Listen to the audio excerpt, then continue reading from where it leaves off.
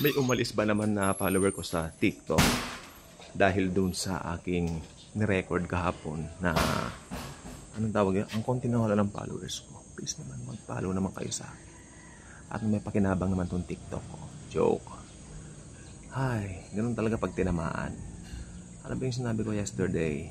I said, yung mga nanghihingi ng sobre, ganun-ganon, mga nangangaral, siguro isa yun sa mga umalis. Okay? Sabi ko naman, umalis man, ayos lang. Dahil si Lord, ibibigay niya yung mga followers dito. Hindi man ganun kadami ang kailangan kong followers. Sapat lang para naman na may makinig ng salita ng Diyos. No? Ayun pong importante. Pero sana dito sa YouTube, huwag naman kayong aalis. No? Kasi may YouTube tayo, may TikTok. Alam nyo, pag kayo nag-subscribe sa YouTube ko dito, i-bless kayo ni Lord. Maniwala kayo. Pagpapalain kayo ni Lord pag nag-subscribe kayo sa akin sa YouTube ko. Kasi grace ang pinapangaral ko. Subukan nyo. Subscribe kayo. Sige. Ang umalis, ewan ko. Alam nyo ang ibig sabihin nun. Huwag kayong aalis kung gusto yung pagpapala. Okay? So, good morning po sa ating lahat. Okay? Tayo po ay truly blessed. Okay? Yung mga umalis, ewan ko, hindi ko na alam. Pero sa tayo, importante, blessed po tayo. Okay? Sige, subukan nyo. Subscribe kayo. Bless kayo ni Lord. Hindi ako nagbibiro. Okay? Pag Grace Preacher, sinuportahan nyo, grabe ang pagpapalas. Alam ko kung sinasabi ko, sapagkat dati nangyari po yan. I supported some Grace pastors and preachers. Grabe ang pagpapala ng Lord sa akin. Kasi si Jesus ang pinapangaral natin. Hindi naman nagkakawa namin. Diba? Yun. Ganun ba yun? Yes, ganun yun. No. Oo. Joke. So, Psalm 34. Let me read Psalm 34. Psalm 34, nire-remind tayo na huwag tayong matatakot sa kapwa-tao natin. Fear of man is a dangerous trap. Dangerous trap po yan. Ibig sabihin, pag takot ka sa sasabihin ng ibang tao, takot ka sa pwedeng gawin sa'yo ng tao. Halimbawa, may naasahan ka, meron kang isang kilalang tao na nangako sa'yo, natutulungan ka. Pagkatapos, nakukompromise naman ang pananampalataya mo dahil inuutusan kang gumawa ng pangit. Tapos, napipilitan ka magkompromiso, hindi po maganda yun. Pero kung nanindigan ka sa truth, okay, alam mo ang totoo, pagpapalain ka ng Panginoon. Ganyan po ang biyaya ng Panginoon. At ang grace po ni Lord, hindi po siya basta-basta. Ang grace po ni Lord, tinutuon tayo sa persona ni Jesus Christ. Okay? So, Psalm 34 po. Subscribe na po kayo.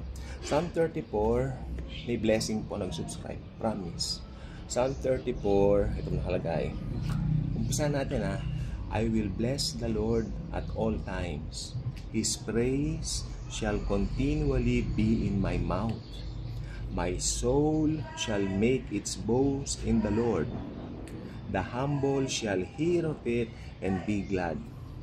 Oh, magnify the Lord with me, and let us exalt His name together. Okay, tingnan nyo.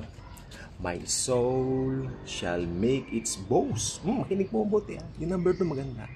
Verse 2. My soul shall make its boast in the Lord.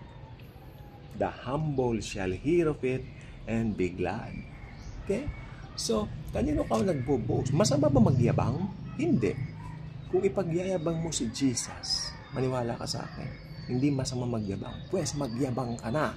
Ipagyabang mo si Jesus na mahal ka niya. Okay? Yun po ang maganda rito. Kaya hindi tayo dapat na nagpapadala sa takot. Anong sasabihin ng tao? Ay, inaputat. Alam niyo po kami, ang kapatid ko, mga pinsan ko, biktima kami ng fear of man sa loob ng mahabang panahon. Kaya kami dahil sa biyaya ng Panginoon. Okay? Grabe. Grabe po. I mean, pa nagbabalik-bayan dito yung kapatid ko galing ng Amerika. Sabi niya, Kuya, imbis na makapagpahinga ako, kailangan ganito, kailangan ganyan. Paano? Para ma-please si ganito, ma-please si ganyan. Pero sabi ko, mali yun. Kasi dapat, umuwi ka dito. Panay ang trabaho mo sa Amerika, kung saan ka na-a-assign ako. Kailangan umuwi ka dito, kalmado ka, relax ka. Kaya ako nga umuwi para mag-relax. Ngayon, dahil sa fear of man, iba nangyayari. Tingnan po nito ito.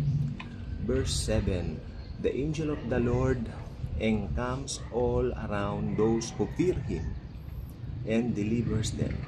Oh, taste and see that the Lord is good. Blessed is the man who trusts in Him. Ayun. Pinagpala ka pala kapag ka nagtitiwala ka lang kay Jesus. Okay? Oh, fear the Lord, you His saints, tayo mga believers. There is no want to those who fear Him. There is no want to those who fear Him. Ibig sabihin, ang nagtitiwala kay Jesus ay wala nang kakailanganin pa. Lahat ng pangailangan natin i-provide ni Lord Jesus. Yun po ang buong katotohanan dito. Okay? The young lions lack and suffer hunger. Okay? But those who seek the Lord shall not lack any good thing. Amen. Tingnan nyo rito. Sabi niya rito, the young lions lack and suffer hunger. Ibig sabihin, pag sinabi mo kasing lion, akala mo yung mga lion, yung mga tatapang, mapapangis, yung mga sikat sa mundong ito. Alam mo yung mga ibig sabihin, maski mga pinaka-bilyonaryo sa mundong ito, pwede maghirap. Pero yung mga nagtitiwala kay Yahweh, kay Jesus, Yahweh is Jesus Christ in the Old Testament. Okay, yung mga nagtitiwala sa Kanya, hindi magkukulang kahit kailan. Kalagay po dyan. Makinig po. Come you children, listen to me. I will teach you the fear of the Lord. Sa New Testament, yung fear of the Lord, kung hindi yung nangangatog ka, natatakot ka. Ibig sabihin lang po ng fear of the Lord sa New Covenant is worship. We are honoring Jesus dun sa ginawa niya sa atin sa krus. Yun lang pong ibig sabihin nun. There's no other way around na parang ginagawa mo para i-worship siya. Hindi. You are just honoring Him. Alam mo yung ginawa niya sa krus. Worship na po yun. Okay? So, come you children, listen to me. I will teach you the fear of the Lord.